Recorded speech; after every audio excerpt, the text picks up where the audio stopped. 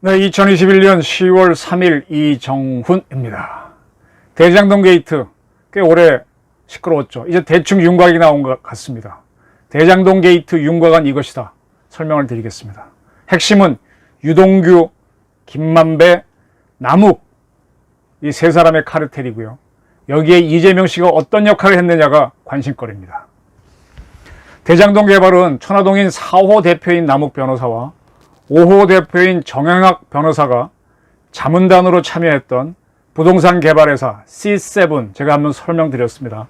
이 C7이라는 회사가 움직이면서 시작된 걸로 보입니다. 이 회사가 2009년경 대장동 지역의 땅 32%를 사들입니다. 근데 다 돈을 주는 게 아니라 계약금만 주고 사들입니다. 이걸 세칭 지주 작업이라고 합니다. 요거는 제가 며칠 전 동아일보 보도를 통해 설명드린 적이 있습니다. 때문에 대장동에서는 남욱 변호사를 모르면 간첩이라는 소문까지 돌았고요. 이렇게 해서 이제 계약금만 주고 나중에 잔금은 사업이 본격화할 때 주는 거죠. 그때까지 기다리는 겁니다. 근데 이때 계약금만으로 남욱 변호사가 자문으로 참여했던 C7은 1200억 원을 쓴 걸로 되어 있습니다. 굉장히 큰 돈이죠. 따라서 사업이 늦어지거나 이게 다른 방식, 이때 남욱 변호사하고 정영학 회계사는 민간 개발을 추진했는데 이게 다른 개발로 바뀌면 큰 손해를 보게 되죠. 네. 이러한 작업과 위기의식이 사업의 큰 원동력이 됩니다. 네, 이렇게 이제 지주 작업을 할 때 남욱 변호사는 그때는 이제 민간 개발, 그때는 정확하게 말하면 LH가 개발한다라고 했었는데 LH가 하지 말고 민간 개발하자는 주장이 있었습니다. 그래서 성남의 국민의힘 전신의 국회의원은 민간 개발로 갔었죠. 글로 지지했었죠. 이런 민간 개발을 하고 싶은 회사들은 로비를 해야 되지 않습니까? LH가 개발한 걸 못하게 하려고 이 남욱 변호사한테 로비 자금으로 8억 3천만 원을 줬다라는 주장이 나왔어요. 그것 때문에 이 남욱 변호사가 수원지검의 수사를 받고 기소가 됐는데 2009년 10년 중에 재판 중에 결국은 무죄가 나왔었죠. 네. 어쨌든 이렇게 남욱 변호사는 상당히 어려움 속에서 이 지주 작업을 했습니다. 그런 노력이 성공해서 결국은 LH는 대장동 사업에서 손을 떼게 됩니다. 공영개발을 하지 말자는 주장이 많이 나왔고요. 그때 이제 성남시장에 도전하는 이재명 씨는 공영개발 안 된다 이런 주장을 하고 나와서 2010년 성남시장에 당선이 됩니다. 그러니까 남욱, 그 다음에 이재명 이런 사람들은 같은 노선에 섰던 거죠. 공영개발 안 된다. 근데 이재명 씨가 2010년 6월 달에 지방선거에서 성남시장으로 처음 당선되는데 그 한 달 전인 5월에 한솔마을 5단지 리모델링 조합장을 이었던 유동규 씨 등이 4명의 조합장과 함께 이재명 지지 선언을 합니다. 그래서 이재명 후보 사무실까지 방문하고요. 그리고 성명에는 이재명 후보가 분당의 현안을 해결하기 위한 해결하는 현장에서 솔선수범했고 리모델링 관련법 개선에 노력한 점을 높이 평가해 가장 적합한 시장 후보로 결정했다는 발표를 합니다. 이러한 사실은 그때 이미 언론에 보도가 있었죠. 그러고 나서 이재명 씨가 성남시장에 당선돼 갖고 이 유동규 씨를 성남시설관리공단, 지금 성남도시개발공사의 전신이죠. 거기에 기획본부장이 임명합니다. 이때 문제가 됩니다. 시의원들은 5급 이상 공무원으로 5년 이상 경력 있는 자를 공단의 임원으로 임명해야 되는데 그게 아니다. 하고 한번 떠듭니다. 그래서 이제 유동규 씨도 그걸 알고 정확하게 나는 그 임명 조건에 맞아떨어지는 부분은 없다라고 대답했지만 뭐 기타 등등도 할 수 있다는 조항 때문에 이재명 씨는 임명합니다. 그래서 유동규 씨는 이 공단의 본부장을 하다가 이게 성남 도공이 되니까 거기서 또 본부장을 하게 되죠. 이러한 유동규 씨에 대해서 이재명 씨가 성남시장 할 때 부시장 지냈던 박정호 씨는 중앙일보와의 통화에서 유 씨가 성남에 들어올 때부터 자격 논란이 있었다. 근데 그는 이재명의 최측근이었기 때문에 성남시 정책실장인 정진상 씨와 더불어 좌진상 우동규로 불렸다. 좌진상 우동규로 불렸다. 이렇게 얘기한 바 있습니다. 이러한 유동규 씨와 관계가 밀접하지 않았다고 주장하는 게 지금 이재명 씨죠. 그리고 2년이 지난 2012년 5월 달에 한겨레가 이런 보도를 합니다. 유동규 본부장이 이재명 씨가 주장했던 공영개발을 바꾸게 했다, 이런 내용입니다. 보도 내용은 뭔가 하면 한번 제가 얘기 정리해 드렸는데, 노른자인 대장동 새도시 개발을 놓고 이재명 시장은 반드시 공영개발을 해서 명품 새도시를 개발하겠다고 밝혀왔으나, 그의 측근인 유동규 성남도공 본부장은 한 경제지와의 인터뷰에서 수년간 표류하던 사업을 민간 공동개발, 즉 민간 합작개발이죠, 로 추진해 시와 민간이 윈윈할 수 있도록 만들겠다라고 주장했습니다. 그리고 이 신문은 유 본부장이 초대 성남 도계공 사장이 될 것으로 보인다, 내정됐다라고 보도까지 했습니다. 그리고 한 달이 지난 6월 26일 매일경제가 보도를 하는데, 바로 대장동 사업을 5천 가구 미니 신도시를 만든다라고 보도를 합니다. 그러면서 그때 이 유동규 씨가 사장이 못 되고 기획본부장이 했는데, 그와 인터뷰를 했다고 하면서 수년간 포기하던 사업을 민간 공동개발 방식으로 추진해 성남시와 민간이 윈윈할 수 있는 모델을 만들겠다, 이렇게 밝혔습니다. 네, 결국은 유동규 씨가 이재명 씨의 입장을 바꾼 거죠. 이렇게 되면서 대장동 개발은 민간 개발로 급물살을 탑니다. 남욱 변호사는 호기를 잡은 거죠. 그리고 이제 화천대유가 포함된 성남의 뜰이 만들어서 2주일 전에 만들어져서 대장동 개발의 우선 협상 대상자로 되는 겁니다. 이때 금융권에서 하나은행이 참여하는데, 이건 하나은행도 이 개발 사업을 잘 알고 있었다는 것이 증명이 되죠. 하나은행은 현재 언론이나 어떤 검찰 수사에서 빠져 있습니다. 네. 그리고 이제 화천대유를 만든 김만배, 그때는 이제 기자였죠. 그리고 남욱 변호사가 천화동인을 통해서 여기에 투자를 합니다. 천화동인을 만들어가지고 SK증권을 통해 투자해서 각각 엄청난 수익을 올리죠. 배당금을 받죠. 그럼 이건 무엇이냐? 유동규, 김만배, 남욱 카르텔이 만들어졌다는 뜻입니다.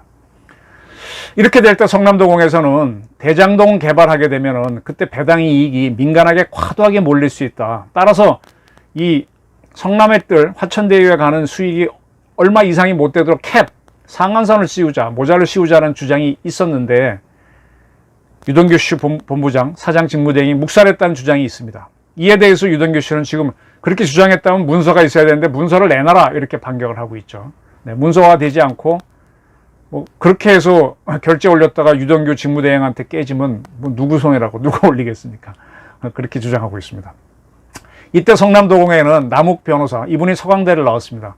그의 후배인 정민영 변호사가 성남도공의 전략사업팀장으로 들어와서 유동규와 매우 가깝게 지내면서 이 사업을 추진합니다. 성남도공에 있었던 관계자는 2015년 이 대장동 개발 사업 공모 지침서를 만들 때 정민영 변호사가 사실상 혼자 했고 유동규 사장 직무대행한테 직보했다. 그리고 정민영 변호사는 한 언론과의 인터뷰에서 유동규 본부장을 되게 좋아하는 형이라고 말한 바 있습니다. 두 사람 관계 짐작이 되시죠?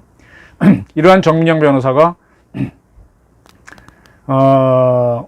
올해 2월 퇴사를 하는데, 그 전에 유원 오가닉이라는 회사를 만듭니다. 근데 이 회사는 두 달 후에 바로, 아마 원래 작년 이때쯤, 원래 2월쯤이면 유원 홀딩스로 이름을 바꿨는데, 이 유원 오가닉, 유원 홀딩스가 의 주소가 남욱 변호사가 실소유주인 천화동인 4호 사무실과 같은 건물로 되어 있습니다. 그럼 이건 남욱 씨하고 정민영 씨와의 관계를 짐작하게 하는 거죠. 그렇습니다. 그러면 제가 유동규, 남욱, 그 다음에 김만배 카르텔을 거론하고 있습니다.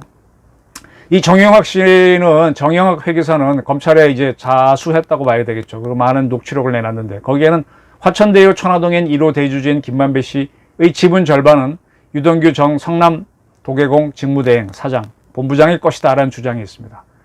그리고 개발 이익금 중 700억 원을 별도 회사에 투자하는 방식으로 배분하는 내용도 담겼다라는 주장도 있습니다. 그리고 유동규 씨에게 10억 원을 건넸다는 자술서가 있고 현금 뭉치를 찍은 사진도 있습니다. 이에 대해 유동규 씨 변호인은 700억 약정서는 무근이다, 사실 무근이다.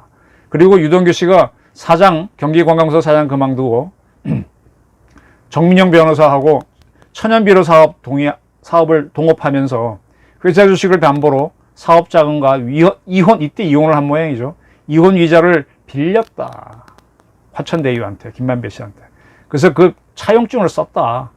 그 다음에 노후 대비용으로 이 사업을 추진하고 있다. 뭐 그렇게 한 것이 와전된 거다. 이렇게 주장을 했습니다.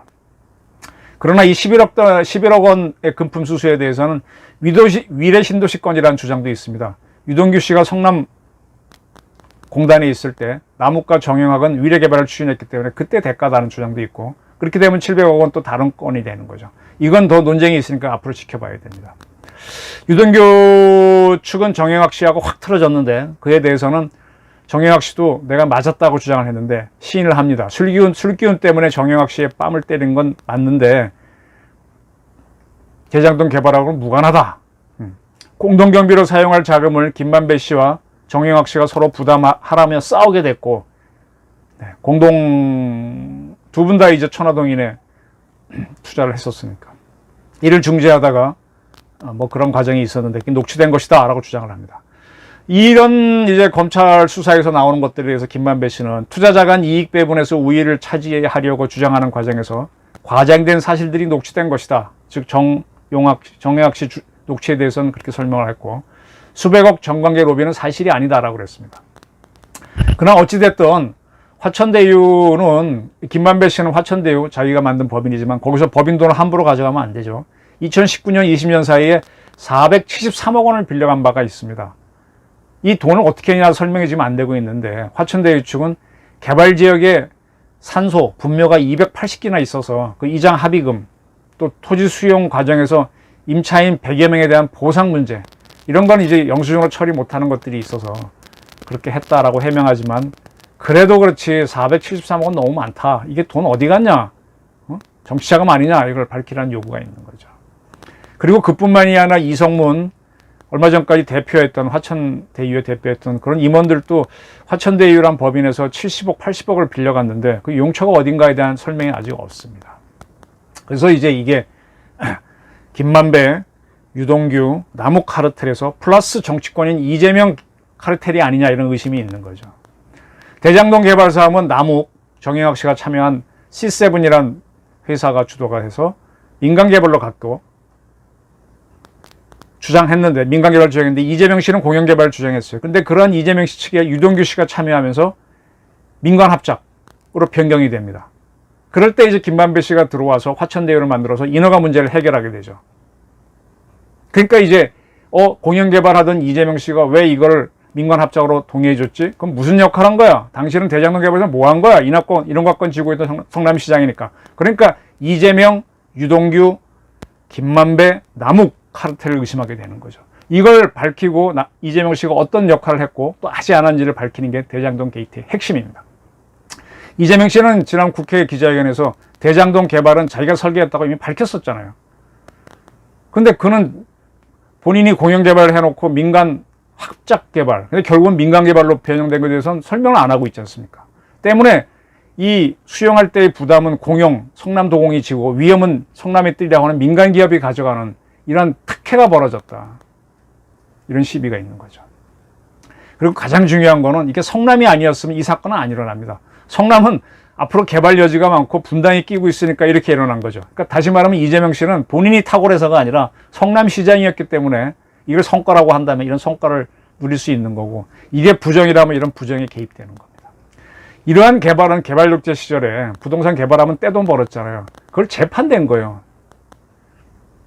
그러한 부동산 개발로 재벌이 돈 번다고 비난했던 게 좌파들인데, 이 자들은 지금 이재명이 시장으로 있었던 성남시에서 벌어진 사건에서는 유구무원 말을 안 합니다.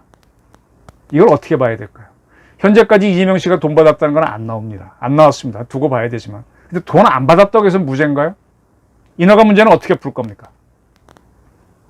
제가 이 사건은 유동규, 김만배, 남욱 카르텔 플러스 이재명이 있느냐 없느냐, 이게 핵심이라고 설명드렸습니다. 화천대유 사건 복잡했지만 큰 틀이 잡히시나요? 여기에 간접적으로 개입하게 되는 게 이제 제가 차차 설명드릴 법조인들이고 뭐 이렇게 되는 겁니다. 굉장히 복잡한 것 같지만 돈에는 좌우가 없고 생각도 바꾸는 겁니다. 이 돈을 보시면 진실이 보입니다. 경청해 주셔서 감사합니다.